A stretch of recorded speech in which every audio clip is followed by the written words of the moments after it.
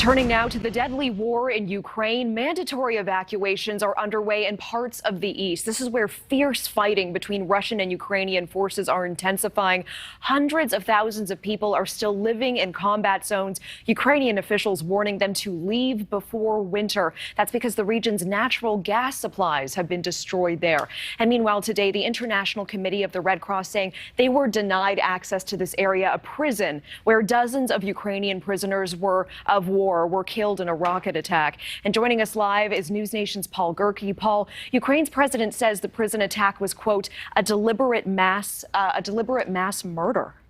That's right, Natasha. Russia and Ukraine are still blaming each other for that shelling of a prison in a separatist-controlled region of eastern Ukraine that killed dozens of prisoners of war Friday, including some who survived the fall of Mariupol.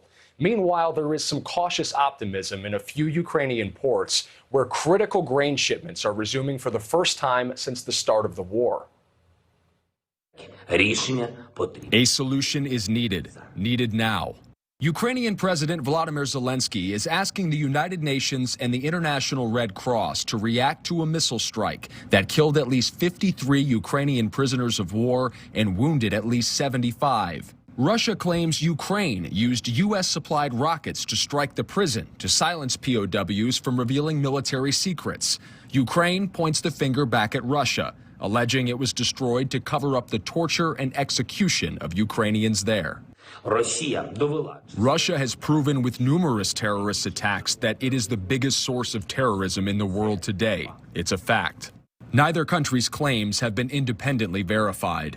In the south, 3 Ukrainian ports are cautiously reopening after an uneasy deal was brokered by Turkey and the UN to resume critical grain shipments. Millions of tons of Ukrainian wheat, barley, corn, and sunflower oil will be shipped through safe corridors in the Black Sea, headed to Africa, the Middle East, and Asia. Russian fertilizer and food supplies will also be exported under the 4-month agreement that was immediately jeopardized by a Russian missile strike in Odessa just hours after it was signed. The first vessel, the first ship, is being loaded since the beginning of the war.